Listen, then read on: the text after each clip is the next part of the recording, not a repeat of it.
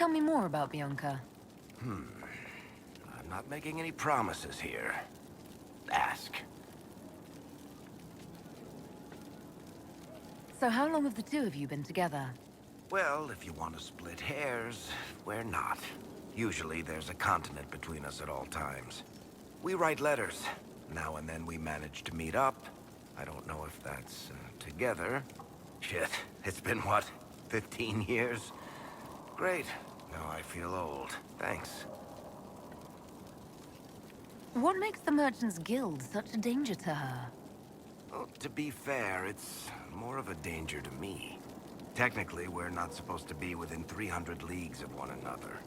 If it got back to the guild that we were seen together, they'd freeze my assets and then have me killed. Maybe not in that order. What in the world did you do to cause that? We almost started a clan war. Does it matter? I can't change it now. How do you know Bianca? The lady, I mean, not the crossbow. I met her years ago when she still lived in Kirkwall, and I was looking for someone with, mechanical skills. Bianca is, beyond a doubt, the most brilliant smith you'll ever meet. I haven't seen her since she got married and moved to Orlais. Bianca is married. Somehow I thought the two of you had a history. Bianca's family are Kalnas, surface dwarves, so conservative they don't take a piss without asking the ancestors first. They picked out a smith caste boy for her.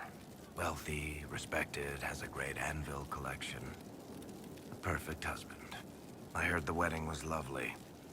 The one Bianca actually showed up for, anyway. All right, tell me the truth. Bianca made your crossbow, didn't she? I mean, it has her name.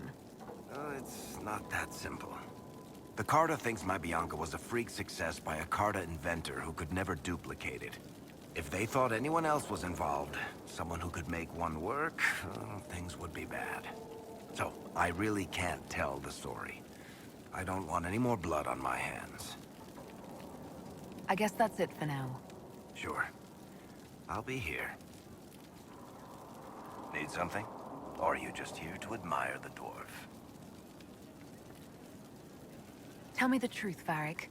Do you actually think I was sent by Andraste? Shit. This is going to be awkward. I guess I do.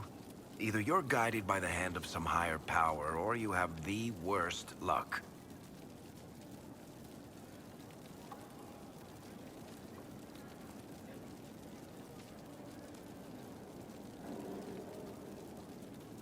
I wouldn't have pegged you as an Andrastian. It's a great story. It's got heroism, love, betrayal, and random musical numbers. What's not to like? I don't have a nug in this race. It could be bullshit, it could be true. I'll never know. But I like the idea that maybe you could save the world with a song. Let's be realistic. It could be both. You've got a point. Look at all the shit that's happened to you. You were saved from the explosion that leveled a mountaintop and fell out of the Fade. You fought a demon inside your mind in the middle of a pitched battle between Templars. Faced down one of the ancient magisters who started the Blights, had a mountain fall on you, and lived. Stopped an army of demons.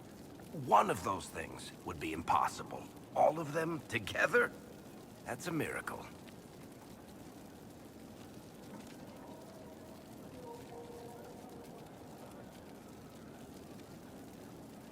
I'm starting to see your point. Just try to warn me before falling into the Fade again, would you? I hate that place.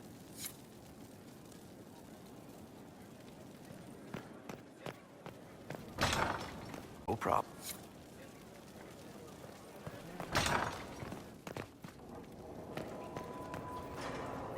You have begun practicing new magical forms. Interesting. You seem to be drawing upon the raw substance of the Fade. Likely using your mark as a catalyst. I use similar techniques, although it took me years to learn them. Why did you choose such an esoteric area of study?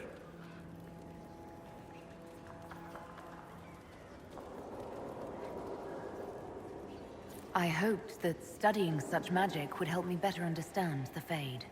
While our fight affords little time for formal study, the wise can better themselves even in the midst of battle. Perhaps especially then. I hope your new studies serve you well. Did you need anything else?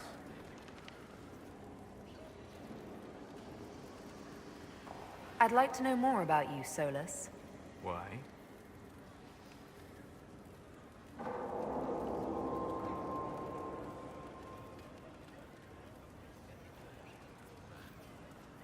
You're an apostate, yet you risked your freedom to help the Inquisition. Not the wisest course of action when framed that way. I appreciate the work you're doing, Solas. I just wanted to know more about you. I'm sorry. With so much fear in the air. What would you know of me? What made you start studying the Fade? I grew up in a village to the north. There was little to interest a young man, especially one gifted with magic. But as I slept, spirits of the Fade showed me glimpses of wonders I had never imagined. I treasured my dreams. Being awake, out of the Fade, became troublesome. Did spirits try to tempt you? No more than a brightly colored fruit is deliberately tempting you to eat it. I learned how to defend myself from more aggressive spirits, and how to interact safely with the rest. I learned how to control my dreams with full consciousness. There was so much I wanted to explore. I gather you didn't spend your entire life dreaming. No. Eventually, I was unable to find new areas in the Fade. Why? 2 reasons. First, the Fade reflects the world around it. Unless I traveled, I would never find anything new. Second, the Fade reflects and is limited by our imaginations. To find interesting areas, one must be interesting.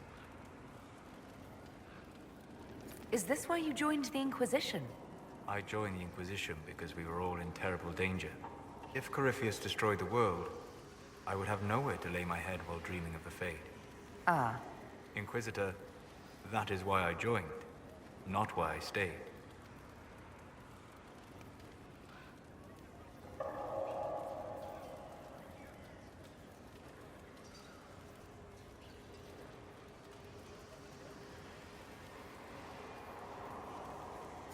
Well, it's not the worst reason I've heard to go out and enjoy life. I'm glad to hear it. In truth, I have enjoyed experiencing more of life to find more of the Fade.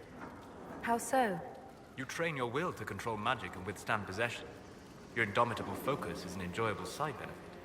You have chosen a path whose steps you do not dislike because it leads to a destination you enjoy. As have I. You said you'd traveled to many different places. This world, or its memory, is reflected in the Fade. Dream in ancient ruins, and you may see a city lost to history. Some of my fondest memories were found in crumbling cities, long picked dry by treasure seekers, the best of the battlefields. Spirits press so tightly on the veil that you can slip across with but a thought. Any place in particular? I dreamt at Ostagar. I witnessed the brutality of the Darkspawn and the valor of the Ferelden warriors. I saw Alistair and the hero Ferelden light the signal fire, and Logain's infamous betrayal of Kaelin's forces. I've heard the stories. It would be interesting to hear what it was really like. That's just it. In the Fade, I see reflections created by spirits who react to the emotions of the warriors. One moment, I see heroic wardens lighting the fire, and a power-mad villain sneering as he lets King Kaelin fall. The next, I see an army overwhelmed and a veteran commander refusing to let more soldiers die in a lost cause. And you can't tell which is real? It is the Fade. They are all real. Have you always traveled and studied alone? Not at all. I have built many lasting friendships. Spirits of wisdom, possessed of ancient knowledge, happy to share what they had seen. Spirits of purpose helped me search. Even wisps, curious and playful, would point out treasures I might have missed. I don't know of any spirits by those names. They rarely seek this world. When they do, their natures do not often survive exposure to the people they encounter. Wisdom and purpose are too easily twisted to pride and desire.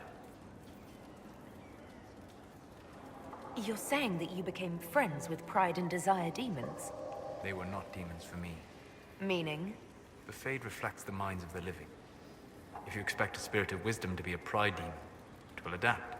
And if your mind is free of corrupting influences, if you understand the nature of the spirit, they can be fast friends.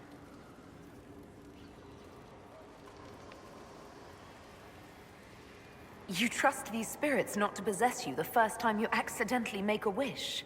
Do you trust your friends not to turn on you? Well, yes, but they're people. Ah, of course. You know what I mean. Are people only people because they are flesh and blood? Is Cassandra defined by her cheekbones and not her faith? Varric by his chest hair and not his wit?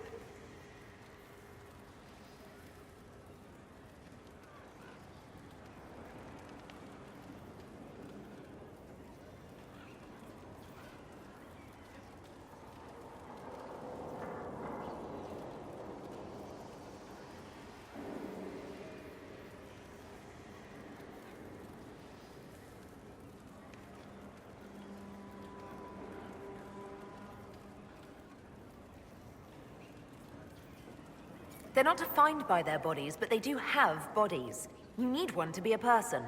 A demon possessing a corpse has a body. A living body. A demon possesses a living mage to become an abomination. They didn't make that body, they just took it over. Technically, your mother created your body. With some help from your father, one assumes? You've thought about this. On occasion, yes. We'll talk later. Goodbye. What can I do for you? I'm interested in what you told me of yourself in your studies. If you have time, I'd like to hear more. You continue to surprise me. All right, let us talk. Preferably somewhere more interesting than this.